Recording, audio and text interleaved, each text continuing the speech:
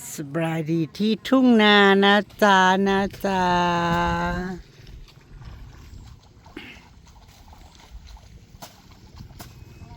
ลูกสักพักหนึ่งลงดำนาจ้ะ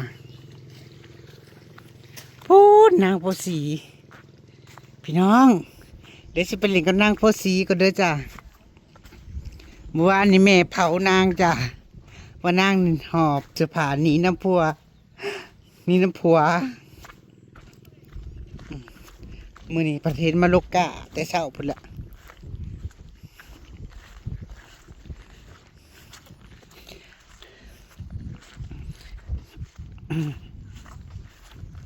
สวัสดีนะคะเตรียมตัวสิลงโลกาแล้วก็ลงดำหน้าก่อนส่วนมือก็ยัง อดบ่ได้เนาะกระสร้างมันไก่หัวใจ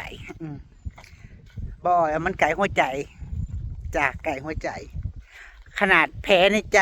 ก็ยังมีความอดทนสูงนับภาษาอะไรมันไกลหัวใจขนาดนี้มันก็แข็งนอกแค่ของนอกกายแค่แผลนอกกาย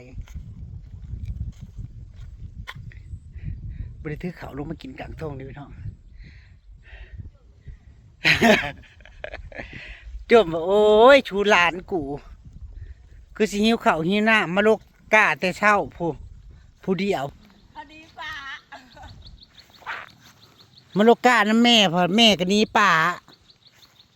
ผู้เดียวบาดนี่โอ้ยเมื่อวานไปใช้ซะเห็นแตายายอ๋อลงมาบ้านบ่เจ๊เขาข้างนั้นเด้ขึ้นมาเมื่อเช้านี่เดี๋ยวพี่น้องก็บริมาแต่เช้าดอกนี่ฮะก็มาโลกช่วยเสิร์ฟแล้วมาย ายไปใส่ย่าบอกไปเอาเข่ามาเมื่อเอาเข่าจนระบายเลยพี่น้องเอ้ยจนระบายยังไม่ได้กินข้าวอยู่แต่เข่าเอาล้างมือนี่ข้าวพัดนี่เอ้ยเฮ็ดข้าวพัดหมูเห็นแม่นางทำว่ามันถ้าได้กินข้าวด้วยนะก็เลยนางก็เลยถือข้าวลงมาพี่น้องกี้ห้ามาจากมากอันตัวนี้แล้วห้ามาจากขึ้นซ้ายว่ะไปน้ำจ้างแล้วแต่เช้าได้น้ำสันบริลงเอ้ยตั้งแต่เขาดำหน้าเอ้ยบริลงเอ้ยขี้ข้านปีนบ่ทันได้ดำหน้าน้ำเขาไดเฮ็ดงานหนักบ่ได้ชั่วโมงเอ้ยเฮ็ดเวียกหนักบ่ได้เอ้ยยันขี้ตมยันเปียกขี้ตมสบายเลยจ้ะเอ้ยยันเปียกขี้ตมยันตีนมือเปื้อนแล้วก็80นี่แหละ70มือใดมื้อเช้านี่แหละอ๋อแล้วก็เอามือบ่ร้านน้องเคยเจอกับเมื่อในสอบหนึ่งเอามือดำถาบ่อยู่นานเดี๋ยวนะดำถาพี่น้องเอ้ยเมื่อวานจะเห็นแต่ยายกับน้องเพิ่นมาโลกจัดอันนี้เป็นข้าวเจ้าเลยเนาะเพราะบ่แม่นนี่ข้าวเจ้ามีแต่หญ้าพี่น้องเอ้ยต่อยอยู่หญ้าหลายบนนี้นะห้างก็ห้างข้าวเจ้าบนนี้เบิ่งในหญ้านะอันนี้ข้าวอีเตี้ยขาวข้าวอีเตี้ยขาวแซ่บอยู่แซ่บคงหิวเฮ้ยก็แซ่บแต่ว่าน้ำพอไปถือลงแล้วพี่น้องนึกว่าจะถือน้ำมาอยู่บ่แม่เอามาเอากะไปถือน้ำกะว่าสิกินให้หน้าพี่น้องเมื่อวานนี่เห็นแต่ยายมาก็เลยถามเพิ่นว่านั่งสีได้ซะมันไปกับผัวเพิ่นนะเปิดเผามึงสีกูสิเว้าเปิดเผามึงกูไม่เล่นนะกูบ่ฮู้เรื่องนะเปิดเผามึงโอ้ยมันผิดกันล่ะกะพอแรงๆมามันก็หอบเสื้อผ้านี้น้ำผัวพุ่นน่ะ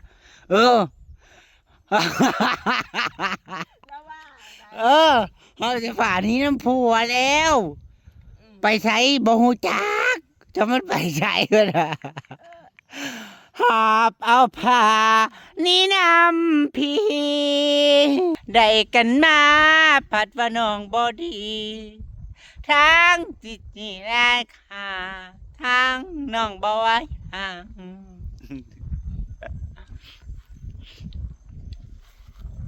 แล้วตอนนี้นะเขาดำถ่ายบ่อยู่พุ่นนะ ผัวเพิ่นกับพ่อเฒ่าดำถาอยู่พุ่นอยู่บ้านเลยพี่น้อง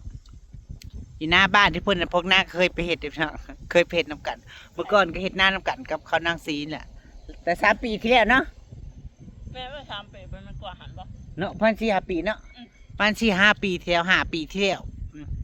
เฮ็ดหน้านำกันเฮ็ดตรงนี้แล้วก็ไปเฮ็ดตรงนั้น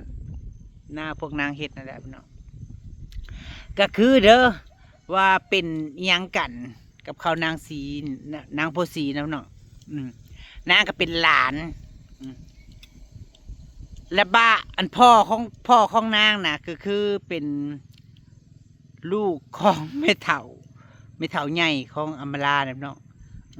เสียว่าลูกป้าลูกลุงกันนั่นเด้พ่อของเขาอันเด้นางน่ะก็เป็นหลานใช่ไหมเป็นหลานกับทั้งลูกแม่เฒ่ากับพ่อเฒ่าเขาได้เป็นพี่น้องกันแม่เฒ่าใหญ่นางนะกับอันพ่อเฒ่าใหญ่ข้าเจ้านะเป็นพี่น้องกัน พวกนางก็ทราบว่าเป็นเลนก็ถือว่าห่างอยู่นะเนาะรุ่นลูกรุ่นหลานรุ่นเลนแล้วบ่แม่นว่ารุ่นหลานรุ่นเลนของเลนแล้วแล้วพ่อนางก็เสียแล้วเสียหลายปีแล้ว ตอนนี้นางก็ได้พ่อใหม่แล้วแล้วก็ได้น้องชายอีกคนหนึ่ง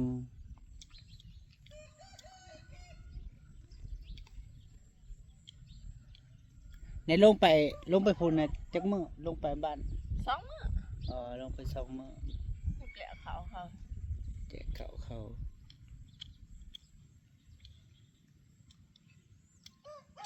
แจกเขาแล้วขึ้นมาบ่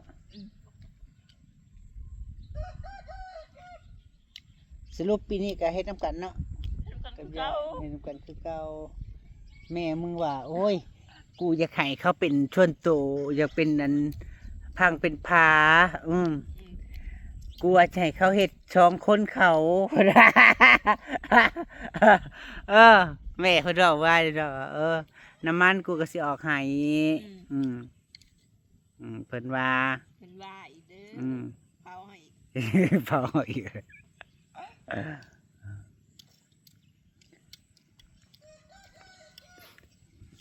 ก็เฮ็ดน้ำกันทางดีก็เฮ็ดน้ำกันแล้วนะพี่น้องเนาะร่วมมือกันเฮ็ดน้ำกันแหละเพราะว่าคนเขาเจ้าก็บ่ได้หลายพอนางก็2 แม่ลูกเสียแล้วก็กับน้องน้อยๆน้องชายน้อยแล้วก็น้องก็ต้องติดพ่อมาเด้ ทำไมฝนตกแห้ง ผู้แรกคันบ่นางสีได้ลูกผู้แหละจังสิได้แยกเฮ็ดต่างหากเนาะบัดนี้ลูกเต้าก็ยังบ่มี เพิ่นๆน่ะก็ยังบ่ได้เฮ็ดจังได๋เพิ่นได้เฮ็ดกันเก่านั่นแหละ เนาะเฮ็ดน้ำกันนั่นแล้วดีสิมาแยกเนาะใดครอบครัวบ่ได้ใหญ่ เพื่อให้ลูกเขาใหญ่นะแม่ก็เฒ่าแล้ว ลูกเนาะใดมึงได้ผัวมาแต่หึงได้มึงยังบ่ได้อยู่มึงไปเฮ็ดเนาะใดจังบ่ได้ลูก จัก แม่นมึงเชิงบ่เป็นบ่ บ่เป็นแล้วบอกละบอกน้องเคยจังซี่เด้อแบบใด เพราะฉะนั้นต้องให้แม่เฒ่านี่ไปนอนกับน้องเคยกับหลานเคยไปสอนวิชาอาคมให้ไปลงเวทมนต์อาคม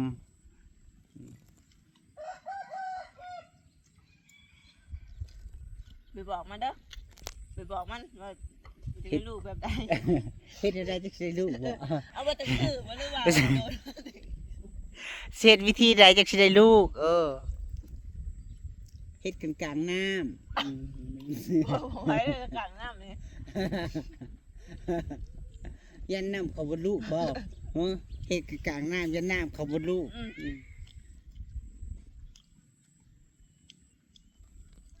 มาแล้วพี่น้องมาแล้วปู่อยู่หล่อพังเว้าสิบ่เฮิงได้ย่างมาแต่บ้านปู่แต่หัวบ้านปู่ลงมา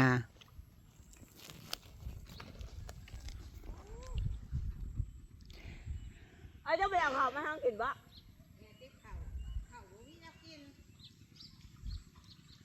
ฮะบ่ แต่ห้า บ่ได้ข้าวบ่ ได้เอาข้าวอะ ได้แต่ข้าวกับขัวแมงเมาพี่น้องเอ้ยไม่ ตัวแล้วกูไปกินได้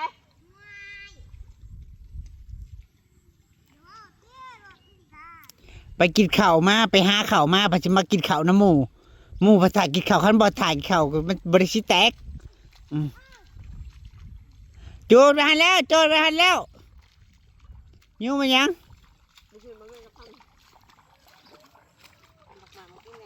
บอกแล้วมันไปเถิง ไปเอาข้าวพัดไปเอาข้าวก็กินข้าวแล้วเพราะเราจังไหนมาเนาะเด็กขวดแมงเมาได้ใช้ขวดแมงเมานะไปเอาข้าวพันได้ใช้กับข้าวไม่เอื้อยยูทูบยูทูบพูดได้ใช้เมื่อกินข้าวยังที่มากินข้าวน้ำเอื้อยอยู่ให้มากินแน่เอากินอิ่มแล้วเอาทำถึงห้องพัดบอจีนั่งให้มันหน่อยสั่นบอกินพอตกแล้วกิน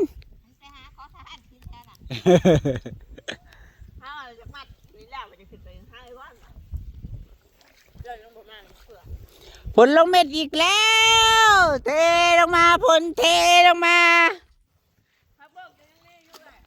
ปักโบกมันเต็มให้นายน่ะซึ่งว่าพัดกินมะลวกกินบ่ต้มใส่มาม่าก็แซ่บ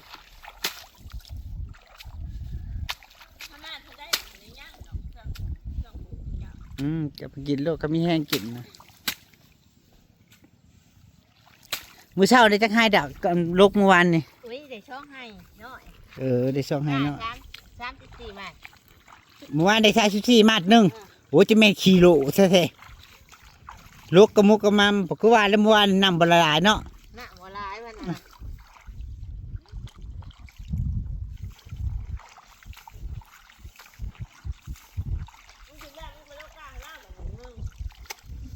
ว่าเดี๋ยวมารับจ้างกินขนม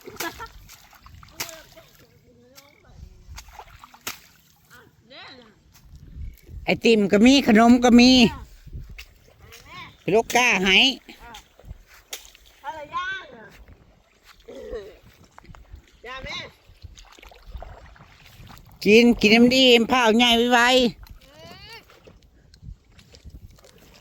เผาใหญ่เผาไปหาเงินมาออกรถให้แม่ขี่ไปได้โอ้เราไปดำหน้านะเด้อมันก็จ้อยสิหน้าก็เขาผ่าว่าแม่คนได้ลูกแม่เคยแทงลูกมาจากฮะตีกับกระพัวเลยแม่แทงมาจากบริกินยาคุมบ่ยาคุมก็บริกินของเขาเป็นใส่ขึ้นพยาใช่มึงบริมานจะเถื่อนมึงกินยาคุมอยู่เข้าไปใส่ขึ้นถ้าปลาขึ้นแต่มันยังหนาดำยาคุมก็บริกินสีดก็บริสีดไปคือบริลูกซะบริมานทำผัวเห็ดบ่เป็นเด้อน้องสิได้ไปสอนหลานเคยแหละสิได้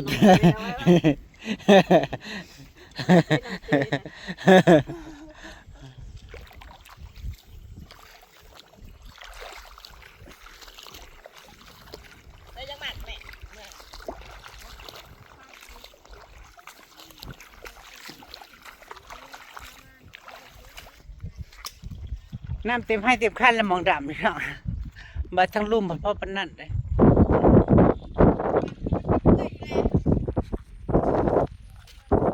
ใช้ต้นเกศออกลูกหัวถ้ามีลูกหัวคือจะไปกินนะพี่น้องประดับหน้าใส่เลยสอนไม่ได้ยะ